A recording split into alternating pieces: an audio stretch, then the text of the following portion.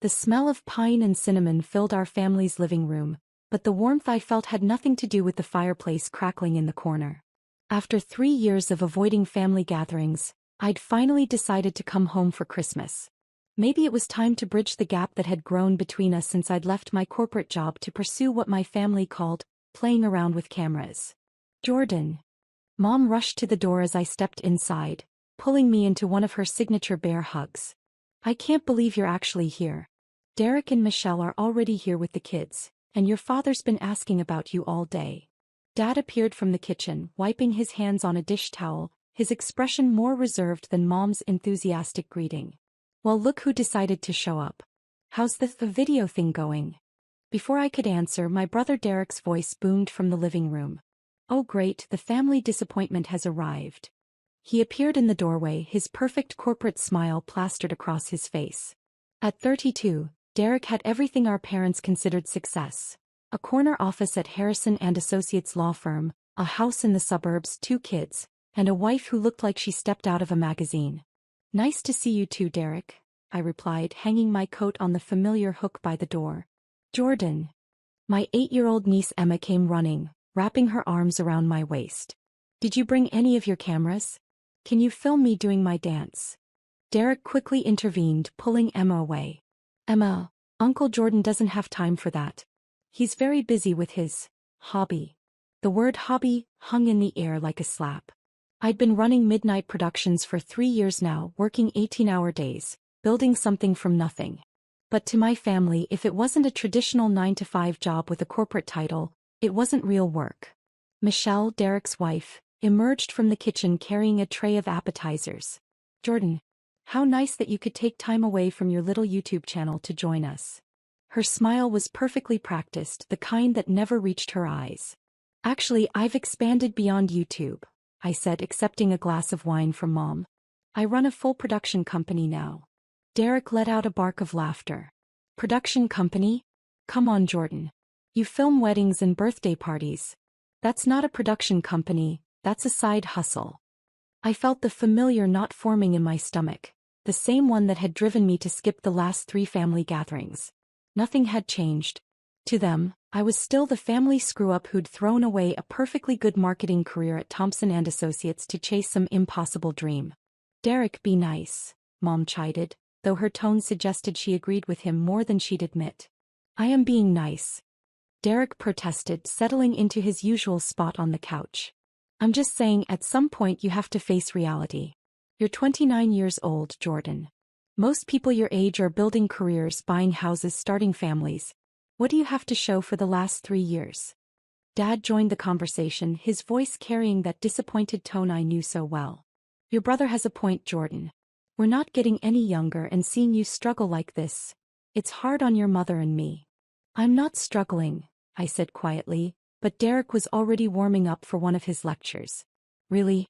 Because last I heard, you were still living in that tiny apartment above the coffee shop. You drive a car that's older than Emma. Face it, little brother. This dream of yours isn't working out. Michelle nodded sympathetically. We just want what's best for you, Jordan. Derek could probably get you an interview at his firm. They need people in their marketing department. Still making those stupid videos? Derek laughed, settling back into his chair with the confidence of someone who'd never doubted their path in life. Get a real job like me. The room fell silent except for the sound of Emma playing with her toys in the corner and the soft jazz music Mom always played during family gatherings. I stared down at my wine glass, watching the dark liquid swirl as I considered my response. 3 years ago their words would have crushed me. Tonight they just felt irrelevant. You know what's funny? I said finally, looking up at Derek. You keep talking about real jobs and success, but you have no idea what I actually do. Derek rolled his eyes. Oh, here we go. Enlighten us, Jordan. Tell us about your revolutionary video business. Derek, Mom warned, but he was on a roll now. No, seriously. I want to hear this. What groundbreaking content are you creating? Wedding videos? Corporate training materials? Maybe some inspirational Instagram posts. I was about to respond when Dad reached for the remote. Enough, both of you. It's Christmas Eve. Let's just watch something nice and try to enjoy each other's company. Good idea, Mom said, relieved to change the subject. Maybe we can find a nice holiday movie. Something the whole family can enjoy. Dad scrolled through the channels past news programs and sitcom reruns, finally landing on Netflix. How about this? They always have good holiday content. The Netflix homepage loaded on their 65-inch TV, the familiar red logo bright against our living room wall. Dad navigated through the featured content, past romantic comedies and action movies, looking for something appropriately festive. "Oh, look at this," Mom said, pointing at a promotional banner that had appeared. "They're announcing their biggest series of next year. Shadows of Tomorrow. It says here it's their most expensive production ever." Derek leaned forward, interested despite himself. $200 million budget? Damn. That's serious money. The promotional video began playing automatically, showing sweeping shots of a dystopian cityscape, followed by intense action sequences and dramatic dialogue. The production values were stunning. Everything from the cinematography to the costume design screamed big-budget Hollywood. "This looks incredible," Michelle said, genuinely impressed. "It says here it's based on some graphic novel series. The creator must be thrilled." Dad adjusted his reading glasses to see the screen better. "Says here the series creator is someone named Jordan Phillips." The name hung in the air for exactly 3 seconds before the implications hit everyone simultaneously. "Wait," Derek said slowly, his voice losing its confident edge. "Jordan Phillips. That's not." The promotional video continued, and suddenly, unmistakably, my face filled the screen. Not a photo, not a brief glimpse. A full interview segment where I was discussing the creative process behind Shadows of Tomorrow, sitting in what was clearly Netflix's corporate offices, with the series title prominently displayed behind me. In this series, we wanted to explore what happens when society's most vulnerable people become its most powerful. My voice came through the TV speakers clearly. "It's a story about transformation, about finding strength in places where nobody thinks to look." The remote slipped from Dad's hand, clattering onto the coffee table. On screen, the interview continued. "Jordan Phillips, creator and executive producer of Shadows of Tomorrow, Netflix's most ambitious series to date," the host was saying. The series, which took 3 years to develop and cost over $200 million to produce, premieres February 14th and is already being called a game-changer for the streaming platform. Derek's mouth was hanging open. Michelle had gone completely pale. Mom was staring at the TV like it was showing aliens landing in the backyard. "We're also excited to announce," the host continued, "that this is just the first of 5 series that Phillips will be creating exclusively for Netflix under his production company, Midnight Productions, in a deal reportedly worth over $800 million. I took a slow sip of my wine, watching my family's faces as they processed what they were seeing and hearing. The interview segment showed clips from the series. The same stupid videos Derek had been mocking just minutes earlier, now revealed as scenes from what Netflix was calling their flagship production for the next 5 years. "Jordan Phillips started Midnight Productions 3 years ago," the host explained, working out of a small apartment while developing the concept that would eventually become Shadows of Tomorrow. The series has already been renewed for 4 additional seasons based on early screenings, and Phillips has been named one of Entertainment Weekly's creators to watch. The promotional segment ended, returning to the Netflix homepage, but nobody moved to change the channel. The living room was so quiet I could hear the old grandfather clock ticking in the hallway. Emma, oblivious to the tension, looked up from her toys. "Uncle Jordan, is that you on TV?" "Yes, sweetheart," I said softly. "That's me." Derek finally found his voice, though it came out as barely more than a whisper. $800 million? I nodded. "That's just the Netflix deal. Midnight Productions has contracts with 3 other streaming platforms and 2 major film studios." Dad was shaking his head slowly, like he was trying to wake up from a dream. But you live above a coffee shop." "I own the coffee shop," I corrected gently. "And the building it's in. And 12 other properties downtown. I kept the apartment because I like it there. It's quiet, good for writing."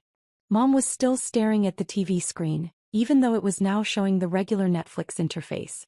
You never told us. You never asked," I replied, not unkindly. "Every time I tried to talk about my work, someone would interrupt to tell me I needed a real job." Michelle's perfectly composed facade was cracking. "But Derek said, we thought you were barely getting by.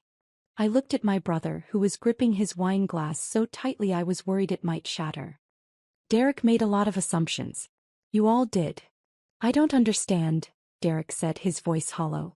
If you were successful, why didn't you tell us? Why let us think? Because success isn't about proving people wrong, I said, standing up to refill my wine glass. It's about building something meaningful. And honestly, I was too busy building to care what anyone else thought about it. Dad was scrolling through his phone now, presumably looking up everything he could find about Midnight Productions and Shadows of Tomorrow. His expression grew more stunned with each article he found. Forbes listed you as one of the top entertainment entrepreneurs under 30, he read aloud. Says here you've won 3 international awards for independent film production. There's a whole Wikipedia page about your company. The apartment above the coffee shop, Mom said suddenly, as if she was putting puzzle pieces together. When you said you were working on a big project. I was writing the series Bible for Shadows of Tomorrow, I confirmed. It took 18 months to complete. I'd work all night, then test scenes with local actors during the day. The coffee shop was perfect because it stayed open late and the owner, well, I didn't mind the noise. Derek set down his wine glass and rubbed his temples. Jesus, Jordan. I had no idea. I know. But why didn't you say anything? All those times I gave you grief about getting a real job, about being responsible. You could have just told me. I settled back into my chair, considering how to explain 3 years of carefully maintained silence. Do you remember what you said when I left Thompson and Associates? Derek's face went pale. Jordan, that was 3 years ago. You said I was having a quarter-life crisis and I'd be back within 6 months, begging for my old job back. You bet Dad $50 I wouldn't last a year on my own. The memory hung heavy in the room. I could see from Derek's expression that he remembered the conversation clearly. You said creative people were impractical dreamers who couldn't handle the real world, I continued. And Michelle nodded along while she talked about how cute it was that I thought I could make a living with my little camera. Michelle winced. I didn't mean. Yes, you did, I said, not angrily, just matter-of-factly. And that's fine. You were entitled to your opinion. But I wasn't going to waste energy trying to convince people who had already decided I was destined to fail. Dad looked up from his phone. There's an article here from Variety. It says Netflix executives called your series revolutionary, and that it's tracking to be their most watched original content ever. The early numbers are promising, I agreed. Promising? Derek laughed, but it was a broken sound. Jordan, they're saying this could be bigger than some of the most successful shows in television history. I shrugged. See, the real test is when it premieres in February. Emma had wandered over during our conversation and now she tugged on my sleeve. Uncle Jordan, are you famous now? I guess some people might know my name, I told her. Will you still film my dance videos? Of course, sweetheart. That's the fun stuff. Derek was shaking his head again. I can't believe this. 3 years. 3 years of thinking you were wasting your life, and all this time I was building exactly what I set out to build, I finished.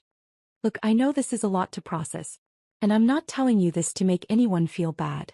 But maybe now you can understand why I stopped coming to family gatherings. Mom's eyes were filling with tears. We made you feel unwelcome in your own family. You made me feel like my dreams were worthless, I corrected gently. There's a difference. The room fell quiet again.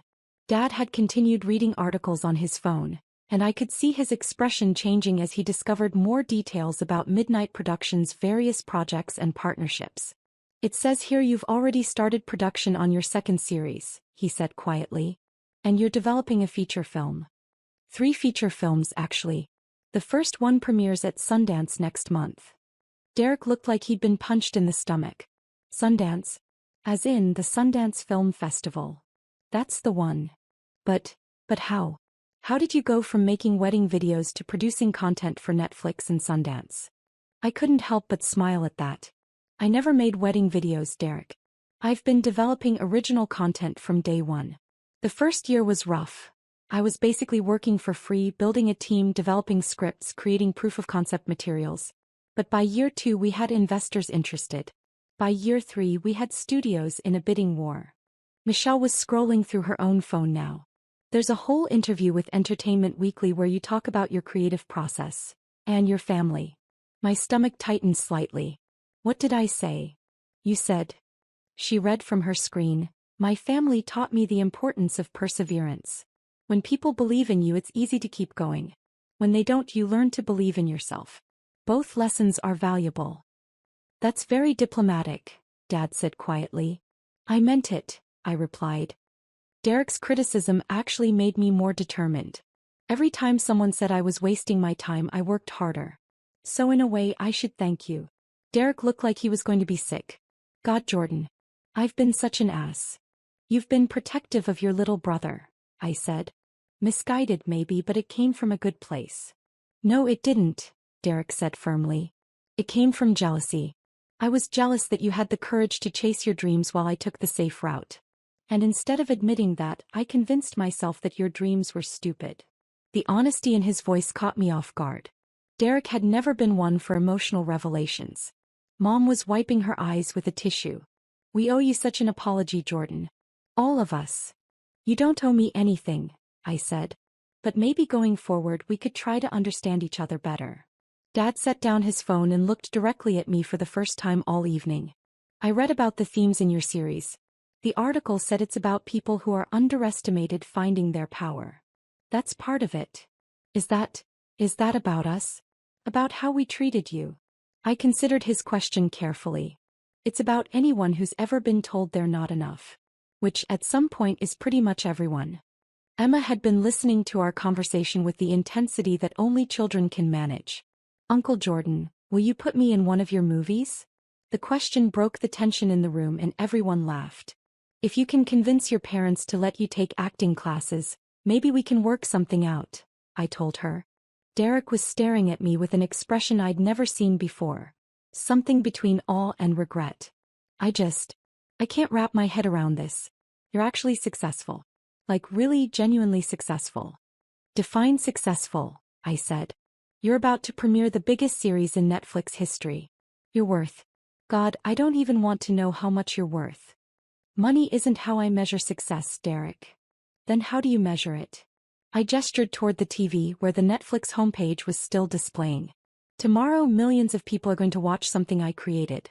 They're going to feel something, think something, maybe even change something about how they see the world. That's success. Mom was looking at me like she was seeing me for the first time. When did you become so wise? Probably around the same time I realized that other people's opinions of my life were none of my business, I said with a smile. Derek stood up abruptly and walked to the window, staring out at the snow that had started falling. I need to ask you something and I want you to be honest. Okay. Did you invite us to the premiere? I pulled my phone out of my pocket and showed him the draft email I'd been working on for weeks. I've been trying to figure out how to word the invitation. The premiere is in 3 weeks here in the city. Red carpet after party, the whole thing. Derek read the email draft over my shoulder, his expression growing more pained with each word. The invitation was warm, gracious, and completely free of any mention of our family's history of doubting my career. You were going to invite us even after everything we said? You're my family, I said simply. This is the biggest moment of my career so far. Of course I want you there. Michelle was crying now, not bothering to hide it. We don't deserve that. Deserve has nothing to do with it, I replied. I love you guys. Always have. I just needed you to love me back without trying to change me. Dad cleared his throat, clearly struggling with his emotions. Son, I owe you more than an apology. I owe you respect. What you've built. It's extraordinary. Thanks, Dad. And I owe you $50, Derek said, managing a weak smile. You definitely lasted more than a year. The tension in the room was finally starting to dissolve, replaced by something that felt like the beginning of understanding. Emma had crawled into my lap and was showing me pictures on her tablet, completely unaware of the emotional earthquake that had just shaken her family. Uncle Jordan, can you teach me how to make movies? I'd love to, sweetheart. Derek sat back down, his posture less rigid than before. I have to ask, what's next? After Shadows of Tomorrow? We're already filming the 2nd season, I said.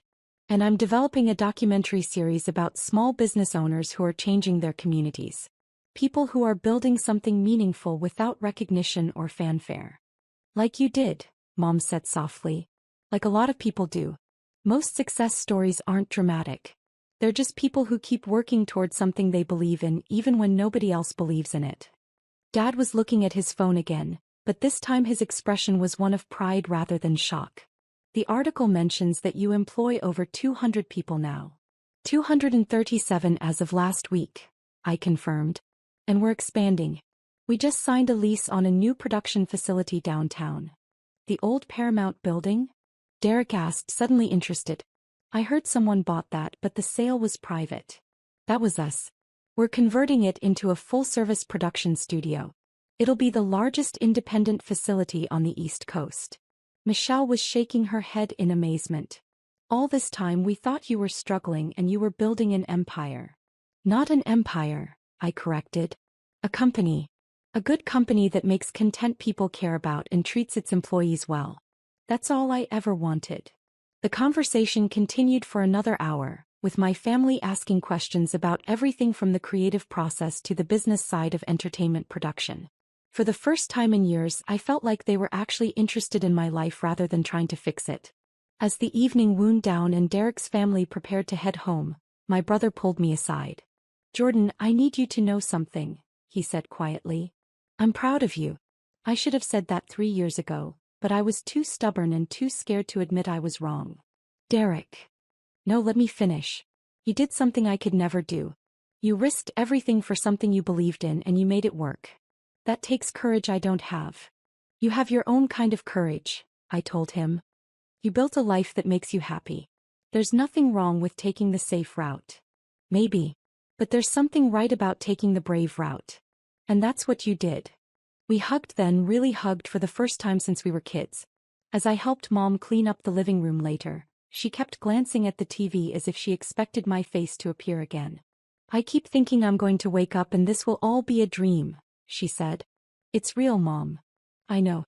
It's just, my baby is going to be on television.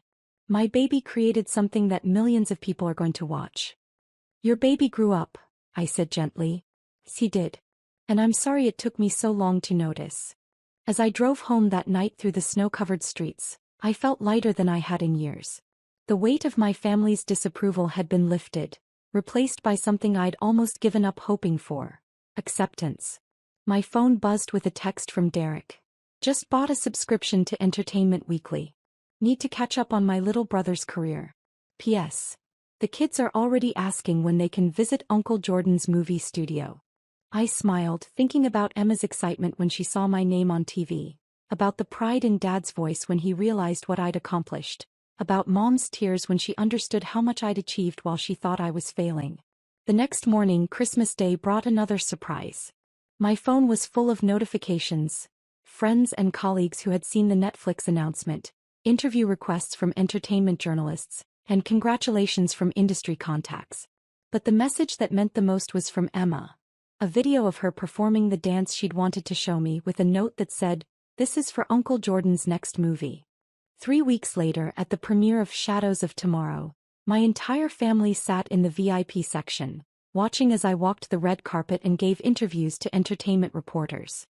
Derek looked slightly overwhelmed by the cameras and crowds, but Mom was beaming with pride, pointing me out to anyone who would listen. During my speech at the after-party, I looked out at the crowd of industry professionals, cast and crew members, and investors who had believed in the project from the beginning. But my eyes kept finding my family's table, where Emma was wearing the fancy dress Mom had bought her for the occasion and Derek was recording everything on his phone. 3 years ago, I said into the microphone, this series was just an idea. A story about people who are underestimated, who are told they're not enough, who find strength in unexpected places. Tonight, that story becomes real for audiences around the world. But more importantly, tonight I'm reminded that sometimes the most meaningful success isn't proving people wrong.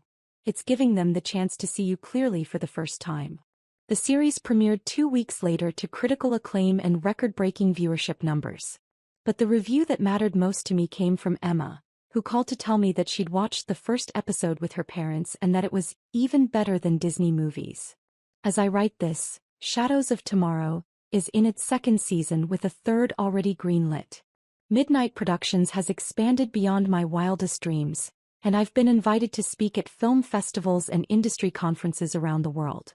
But the success that means the most to me happened that Christmas Eve, when my family finally saw me for who I really was. Not the dreamer who needed to be fixed, but the person who'd been building something meaningful all along. Sometimes the most profound victories aren't about proving doubters wrong. They're about being patient enough to let the truth reveal itself in its own time. And sometimes, if you're very lucky, the people who matter most will be there to see it when it does.